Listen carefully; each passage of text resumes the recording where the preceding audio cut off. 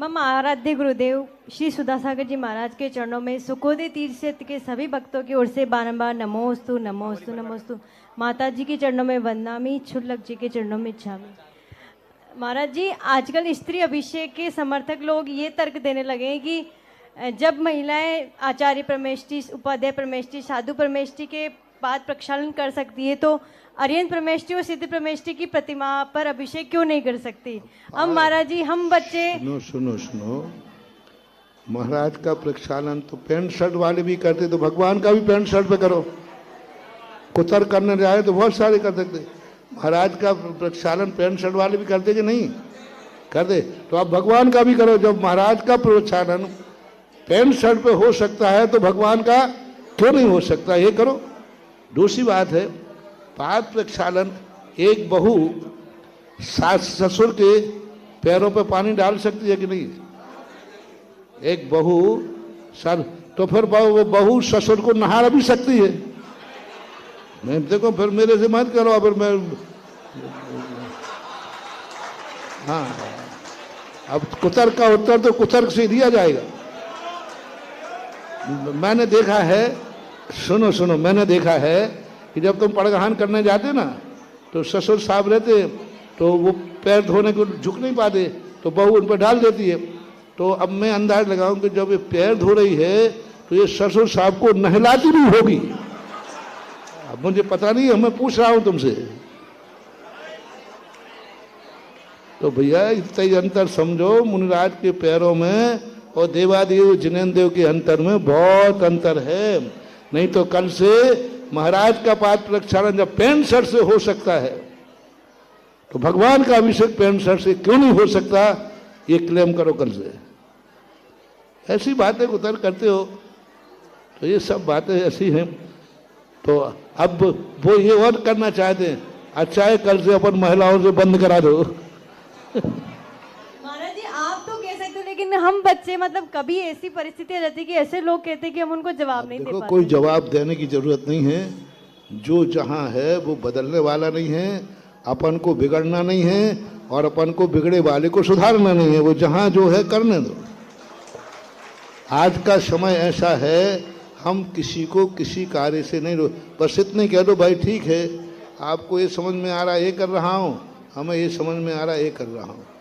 तो आज के समय पे इन सब चीज़ों पर बहस करने का समय नहीं है, क्योंकि अब धर्म ने कसाय का रूप ले लिया है। धर्म की क्रियाओं ने क्या, जब तक धर्म की ओम शांति, जब तक धर्म की क्रियाएं धार्मिक थीं तब तक तो समझाना ठीक होता है, लेकिन अब धार्मिक क्रियाओं ने कसाय का रूप ले लिया है। कसाय का अर्थ कुछ भी हो जाए हम तो यही करेंगे, पाप है तो है, हमारे बाप करते तो हम भी करेंगे। तो अब कसाय के रूप ले रहे। ये पंथवाद की जितनी क्रियाएं हैं अब ईगो पॉइंट पे आ गई हैं, कसाय रूप ले लिया है। और जब कोई चीज़ कसाय रूप ले ले तो ना समझाने की जरूरत है, बस समझने की जरूरत है। आज का समय जितने भी ये पंथवाद की क्रियाएं हैं इतनी कसाय के रूप ले ली कि व्यक्ति उनके प्रतिपक्ष में किसी भी हद तक जा सकता। वो भगवान के सामने भी सिर फोड़ना पड़े तो फोड़ देगा, मंदिर में कोर्ट में जाना पड़े जाएगा। तो अब इस प्रकार की कसाय का जब रूप लेने लगे तो इसका अर्थ यही है कि अब किसी को समझाओ मत, समझो। आज का समय इन सब चीज़ों का समझाने का नहीं है, बोलो समझने का है। बस अपने आप में समझ जाओ। एक बहुत बड़े व्यक्ति थे, ओम शांति, बहुत बड़े इसी पंथ को मानने वाले थे, नाम नहीं ले रहा हूँ। तो उन्होंने एक बार महाराज से कहा, महाराज जी मेरी जिंदगी में सब कुछ हो गया, लेकिन हम दोनों पति पत्नी एक साथ अभिषेक करना चाहते हैं। और मेरी पत्नी कहती है चाहे कुछ भी करो, मैं तो स्त्री पर्याय में हूँ, मैं तो भगवान का अभिषेक नहीं करूँगी। तो महाराज की भक्तन थी, तो उन्होंने सोचा कि महाराज आदेश दे देंगे तो ये कर लेगी। तो महाराज ने बुलाया, बोले देखो भाई आज मेरा मन है कि तुम दोनों हमें अभिषेक करके दिखाओ। तो उन्होंने कहा महाराज जी मैं नहीं कर पाऊंगी। बोले क्या तुम मेरे से ज़्यादा जानती हो?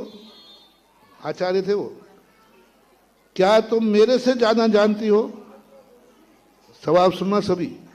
मैं आचार्य हूं, मैं शास्त्रों को जानता हूं और तुम मेरे से ज्यादा ज्ञान है?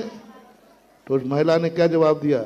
महाराज आप शास्त्रों को जानते, सब कुछ जानते हो, लेकिन स्त्री पर्याय में क्या दोष है ये तुम नहीं जानते, मैं जानती हूं। क्या जवाब दिया? सीधा कहा आप सब जानते हैं, लेकिन स्त्री पर्याय में क्या कमी है ये आप नहीं जानते, ये मैं जानती हूं क्योंकि मैं खुद स्त्री। क्या जवाब दिया उसने?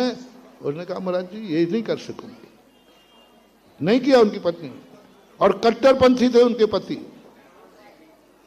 कट्टरपंथी थे उनके, वो कहते नहीं करना ही चाहिए, इतना करते थे, लेकिन उनकी पत्नी नहीं करती थी, नहीं किया।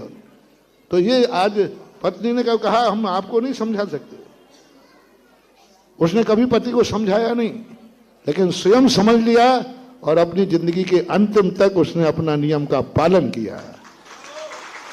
आज भी वो दुनिया में है, पति तो नहीं है लेकिन वो अभी दुनिया में है, अभी भी है।